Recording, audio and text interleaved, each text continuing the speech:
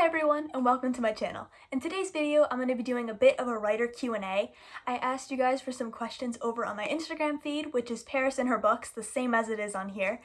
And you guys really came through with the questions you asked. There's a lot of fun ones on this list and I can't wait to answer them with you guys. Now, before I do that, let me introduce myself. My name is Paris and I'm the author of the Magi trilogy. Book 1's release date is to be announced, however, I can promise you guys it's coming out in 2022 and you can gift it to friends for Christmas if you so desire. Is that a hint for the release date? I don't know, I'm gonna have to leave that to you guys to decide. Now, let's dive right into these questions. First one on the list is, what was your first favorite book? This is honestly a hard one because I've just always loved reading and I've always had a lot of different favorites, but if I had to choose my first really big favorite, it would have to be the Harry Potter trilogy, not trilogy, there's more than 3 books in that series, the Harry Potter series by J.K. Rowling.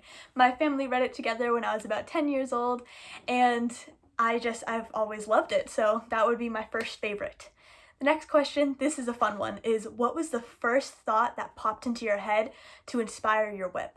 Now, before I answer that, I just want to say quickly, I actually have about 6 or 7 different whips. I talk about them from time to time over on my Instagram feed, and I'm going to bring them into context on here as well eventually. However, for now, I'm going to talk just about the Magi and answer this question in context of the Magi. When I was about 12 or 13 years old is when I thought of this idea, and I thought of 2 scenes for it. The first scene was a girl who was unnamed at the time, her name is Rose now. She falls in a strawberry patch and cuts her leg and the wound heals before her eyes. That was my very first thought about the book, and that's still the inciting incident that happens. The second scene I thought of is one of my favorite scenes actually, and I call it my wolf jump scene. In the most vague way possible, I'm just gonna say that Rose and another character get cornered at the edge of a cliff by a bunch of wolves. You will know why I call it specifically the wolf jump scene later, but for now, just know that is an exciting scene to look forward to. At least I hope so. I love it. The next question is, this is actually another fun one about the Magi, is when did you know that the Magi would be your debut novel? Now, the Magi was my 3rd whip, and there was a time period where my first one was going to be my debut, and then my second one was going to be my debut, and then the Magi was going to be my debut. But the ultimate reason that kind of came down to it is because the Magi is a trilogy, it's going to be around longer, and I liked the idea of publishing a trilogy first so that my first thing it wouldn't be one and done. I wanted to have something that I could be like, here it is, and it's going to stick around for a while. So that's ultimately kind of just what led me to decide to it. There was other factors as well, but I really just wanted something longer for my first one. Not to mention, it's a lot more complex, there's more to the plot, there's more to the characters, it's my first time world building. My previous projects were both set in the real world, and the Magi is set in a different country. So, a different country that I invented. So there's a lot more going on with it, and I thought it would be a good debut. Now, this next question is, oh man, this one, guys. What were your favorite scenes of the Magi to write? Spoiler free, of course. I wish I could tell you guys everything about this scene. This is a scene that quite literally only my mom and I have read, not even my editor has reached it yet. I added this scene after I sent the Magi out to betas last year, and this was a fun one. All I'm gonna say about it is there is a battle scene towards the end of the book that I loved writing. I loved writing it, I loved editing it, I love rereading it, I love everything about it. It was a lot of fun to write, and ultimately what made it so fun is I really put myself into the book repeatedly. There's 6 different characters that I inserted myself into during this scene, and I was one by one like, okay, if I was in this situation, what would I do? And then I did it, and then I went to the next character. If I was in this situation, what would I do? And then I did it. So it was a lot of self-inserting in that scene that helped make it flow together, and that was really why I love that scene so much. And it was just a fun scene to write, all in all. So that's my favorite. This next one, this is a little bit, we're gonna say deeper. Do you think aspects of the writing community on any social media platforms are toxic? I would say yes. I think unfortunately in every community there is some toxicity. Any platform, anywhere, whether you're in the writing community, the art community, a fandom, anything in between, anything else, there's going to be some toxicity in it. I would say that all in all, at least in my personal experience, the writing community is very warm and welcoming, and I absolutely love being a part of it. I haven't personally had any bad experiences with it, but there are unfortunately some aspects to it that probably aren't the best. So that would be my short answer to that one. And so, yeah, short answer, unfortunately, yes. But all in all, I would say it's a welcoming community, and you guys are all welcome here, okay? On this channel, you're all welcome. This next question is, where is your favorite place to write? Now, I have two main writing spots. One is on my bed. I have a little lap desk and I write on my bed all the time. I do most of my writing on there, but I do occasionally go downstairs to our kitchen. We have a counter down there, and since I am really good at tuning things out, I listen to music when I'm writing anyway. I just put my headphones in and I write down there, and I can focus even if somebody's cooking because I'm listening to my music. So that's actually probably my favorite spot because I like being out in the open, but most of my writing gets done in my room. This room here, actually. Alright, this next one, this is another fun one, and I wish I could tell you guys the full answer, but I'm gonna have to keep it a little bit spoiler-free, is unique skills/talents your characters have. What I'm gonna say right now is one of the main characters of the Magi has a really unique talent. Unfortunately, I can't share it to you because even Rose doesn't know about it until about halfway through the novel, but just know that there's an exciting talent coming. As for my other characters, one of my characters, Raymond, can do a chin-up. That's not a super unique talent, but I mention it at one point and Rose is impressed by it because she herself can't do it. So we have Raymond can do a chin-up, and then Ryder is actually a really, really good artist. In one of the opening scenes of the novel, we actually see him doing some realistic charcoal drawings. So he is an amazing artist, and it's a fun aspect to add because he originally didn't have that as a talent up until draft 6, and then in draft 6 I was like, okay, I need him to be able to do something, so he can draw. Rose doesn't have any super unique talents per se, but her attitude makes her so much fun to write. She has a really good attitude, she loves her family, she loves her friends, she has a really loving heart, and she's really willing to learn. So ultimately her unique skill or talent is really just her attitude. It makes her who she is, and honestly, it allows her to master pretty much any skill out there, including all things magic. You guys will learn more about that later. So next question is, how to make your book interesting? Now this is a hard question to answer because I can't tell you straightforward, oh, add this and your book will, boom, be interesting. But what I can say is if you write what you want to read, then your book is bound to be interesting, 100% without a doubt. Because if you're writing something that you yourself would want to read, then you're gonna have other people who want to read it as well. So if you almost cater to your needs in a way. If you write something that you know you would personally read, or you're writing what you're enjoying to write, and you're enjoying this writing experience, then you're going to have readers who like it too, because you're not the only one with your certain taste in books. There's going to be other people out there. So if you, instead of forcing interesting scenes, if you write what you want to write, then your readers are going to like it. Not only that, but it's also going to turn out better because you have more emotion and feeling and love for it.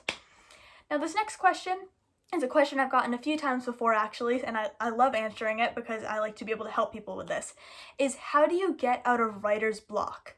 Any suggestions or tips?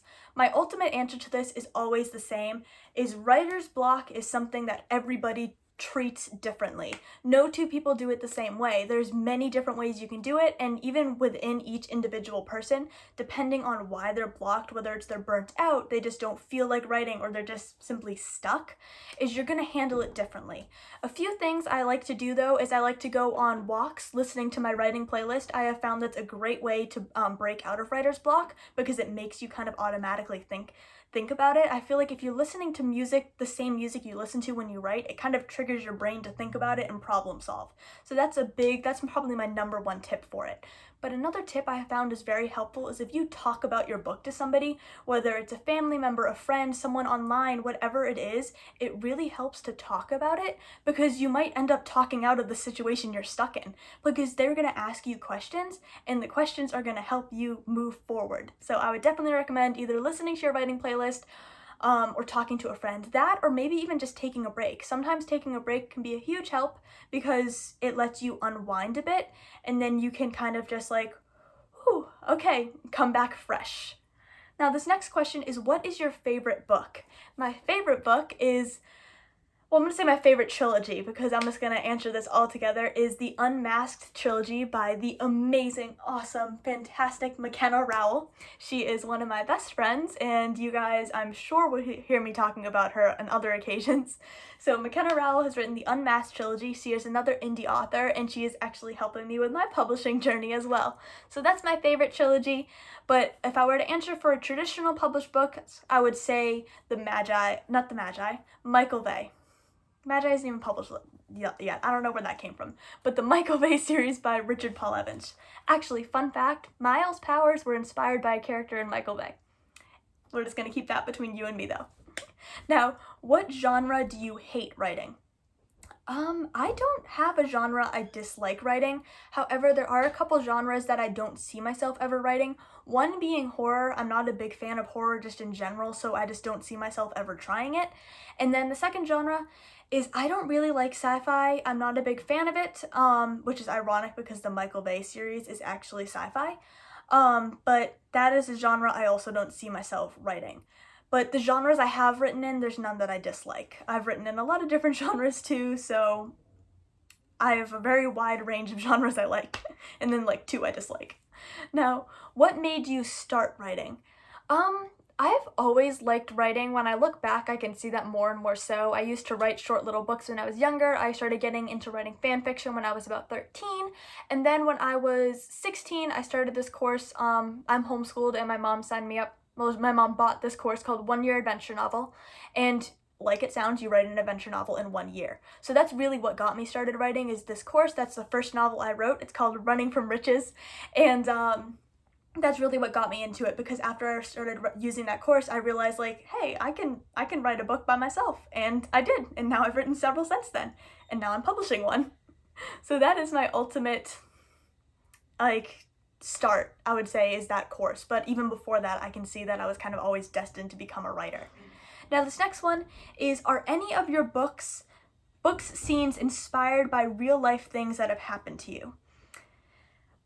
I would say yes and no. I personally haven't had my family get kidnapped by a bunch of crazy people, so can't really relate to that aspect of the Magi, but there's certainly scenes or things that have happened or attitudes that I've put into it. I am a very protective sibling, and you can see that come to life in the Magi, because I kind of self-inserted myself into it, and I was like, okay, what would I do if this happened to my sibling? So I have certain parts of my attitude get put into it. I would say some scenes might be slightly inspired by it, maybe some of the things my characters are struggling with, but I can't say I specifically have written something that happened. Maybe a couple of the happy scenes, actually. I did inspire, in one of my first whips, a sleepover, and it was loosely based off of a sleepover I had with one of my friends. But other than that, I don't really have scenes based off of real-life events, but real-life emotions are definitely in there. And let's see, this next one is, again, how did you start writing? Same answer as before. I've just always liked writing, and then I started the 1 Year Adventure Novel course. Alright, let's see. Next question is... Oh, this is a good one. How do you make time to write every day? This is something I used to struggle with, and I don't think people are going to like the answer to it, but I'm going to say it anyway. You have to force yourself to write every day. Hands down, you have to do it. And honestly, after a while, it does become a habit. Certain things that I helped myself get into it is, one, I started writing at certain times. A few years ago, I put in the rule that I don't work on school after 9 o'clock at night. Because I found myself working on school up until like 10 every night, and then I was exhausted, and I was burnt out, and I was miserable doing school, so I was like, okay, we're done at 9. Hands down, we're done. Now, if there was an assignment I needed to study for, if I was maybe behind on something, or I felt like I needed to get something extra done, I would break that rule, but for the most part, I was done with school at 9. Now, that allowed me to have time to write afterwards. As time got on and I got better with time management, which is ultimately what it comes down to, is your time management skills, and it took me a couple years to get to this point. Now I can just kind of make time to write, like in between the day. I can look forward. I can look at the day and I can be like, okay, this is what I need to do. I have time to write right now. Different things like that. But sometimes you're not going to want to, and ultimately I just force myself to, because you have to do it. If you want to get published, if you want to write a novel, if you want to write a novella, whatever it is, you have to sit down and you have to write. So I make time to do it. And sometimes that means cutting out something I might want to do. I might prefer to go on a second walk for the day, but I force myself to write instead because I need to make the time to write if I want to get it done. But all in all, it takes time and it takes practice and it takes time management skills as well. Something that helped me get into it though is using the website Nano, so that you can keep track of your writing on there and you can keep track of how many days in a row you have written. And I didn't want to break it. I did not want to break my days in a row, and I wrote every day because of that, because I was like, I'm not gonna break this. I need to write, even if it's just 100 words. I need to get my Nano in. So that's ultimately what helped me do that as well. And now it's just a habit. I don't even think about it. Like, I write every day because I want to write every day. I don't think about it anymore. It takes time and practice, but you can do it. It is possible. This next one is, how long did it take you to finish the first draft of your first real story? So my first real story was Running from Riches. It's the novel I wrote for the one-year adventure novel course, and I'm actually not a plotter. I hardly do any plotting now, but for the course I had to plot it, and I started plotting in September, and I started writing it in, I want to say, February. And I pretty much wrote a chapter a day until it was done. And this is only a 12-chapter novel, so I wrote it in about 2 weeks. Now, I had a lot of plotting beforehand, which my novels don't normally have. It was a short novel, it was only 12 chapters, and it's actually only novella length. So I call it a novel because it was like this full story, but it is technically a novella. So it only took me a couple weeks, but what I would consider probably my first real one was my second book, which is called The List, and that one took me about 2 months to draft. I used to draft books so fast. I wish I still had that skill. It took me 3 months to draft the first draft of the first book in the Magi trilogy. It took me over a year to draft the first draft of the second book in the trilogy.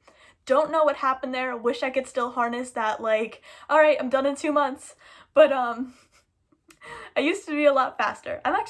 Sometimes I can harness it depending on the project, but for the most part, it takes me about 6 months, I would say, is the average. This next one is, this is one actually that my answer has changed to since I first started writing. Do you always write in the same font? If yes, which one? I used to, I don't anymore. Each of my projects, for the most part, have their own different font. If I'm defaulting, I use either, I want to say it's pronounced Garamond, that, or Times New Roman. I love writing in those ones. I do all of my schoolwork in Times New Roman, actually, so that's my main one. However, some of my projects have special fonts that fit the vibes. I write the Magi in American typewriter. It just looks like a fantasy font to me, and writing that series, writing it not in a different font, whether it's Times New Roman or something else, it doesn't feel right. So Magi's American typewriter, but for the most part, I write in Times New Roman or Garamond. However, some of my other projects have different fonts as well, because sometimes it helps the ideas to flow if I change it up, because if I keep everything the same, it makes everything feel the same, so I like to change it up a bit. Alright, this next one is the inspiration for the Magi and anything related to the main ship. So, I already answered the inspiration for the Magi. It was really just like a daydream I had, and I decided to make it a reality. Now, for anything related to the main ship, I'm assuming it's asking, this question is asking if I can give any details on the main ship or what inspired it. For the most part, it was just kind of an idea I had. It was, these two characters were always going to be a ship together from the very beginning. One of the first scenes I actually thought of, the wolf jump scene, was going to be a first kiss scene, actually. But looking back, it was a really unrealistic moment to be kissing. I don't know what 13-year-old Paris was thinking, so I cut that out. It never was an actual thing because, no, that was a really awkward moment to have your first kiss. I'm sorry, that's just a hard pass. But basically the main ship is, it's not inspired off of anything. I've actually never dated, so I can't relate to my characters. Kind of sad, but you know, it's fine. But it was really just, I put into it, like, what do I think a good relationship would look like, and that's what I wrote. So hopefully it's accurate. All right, least favorite thing to write. Oh man, I feel so awkward writing lovey-dovey fluffy scenes. Sometimes I can write a good one if there's banter in it, but for the most part, filler fluff is so awkward to write. I don't know why, I feel really awkward writing it, so sometimes I struggle with it. Which I guess I was just talking about cutting that first kiss scene because I feel awkward writing it. So that's probably my least favorite thing to write. However, if I add some banter to it, it eases some of the awkwardness and it makes it more manageable to write. Alright, this next one is, have you ever written anything late at night and then woken up and went, what did I just write, to the point where it's not just grammar, or I wrote this poorly, but it is something that doesn't make any sense. Sorry, that was a long one and the computer screen's kind of small. But, oh my gosh, I just made it bigger. Okay, sorry, anyway, I'm getting distracted. I haven't written any late night thoughts that just don't make any sense. However, I do text myself random ideas, and sometimes it's completely random. Like, it's like one of the favorite things I've ever texted myself is this random quote idea, put on your guys, because these characters were going to be disguising themselves, and I thought that was a really funny quote, so I just texted myself. So I have very random things I write down, but nothing has ever not made sense. Probably because my brain is all over the place, so I can somehow dissect it no matter how random it is and make sense of it. Alright, I have 2 questions left. Alright, this one is, what is your fave genre mixes? Like history, mystery, or thriller fantasy, for example. McKenna asked this one. I love McKenna. Alright, this is a good one because she knows I'm gonna have an interesting answer for this. I love history and mystery. That's a good one. That is a really fun one. I love historical fiction, and that is a huge one I like. Other genres I like to mix is I like mixing contemporary and supernatural stuff. And by supernatural, I mean pretty much like fantasy. I love mixing those two because that is a lot of fun to do. So it has some, like my contemporary novels are, for the most part, a mix of genres, and it depends on what it is for the genre, but I love mixing those. Anything thriller too. Mixing thriller into absolutely anything is a fun thing to write, whether it's you're mixing thriller into dystopian, contemporary, fantasy, mystery, whatever it is, I am down for that mix. Alright, final questions. This is the perfect final question, guys, is what is your favorite genre to write and what is your favorite genre to read? This answer for most of them is going to remain the same. My favorite genres are historical fiction and dystopian. Those are my 2 absolute favorites. I also love contemporary and fantasy as well. I have to like fantasy because the Magi's fantasy. Come on, guys, I can't not answer that.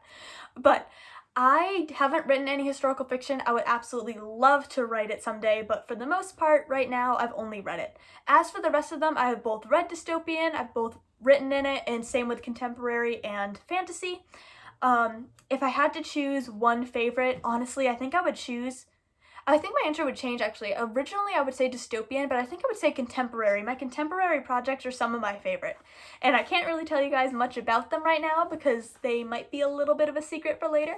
But contemporary is a fun genre to write. As for reading, I will read absolutely anything, and I don't have a favorite genre within that. I have tons of favorites. So that is the last of the questions. Thank you guys so much for sending them. I had a lot of fun answering those. And if you guys are ever interested in my doing another video like this, let me know.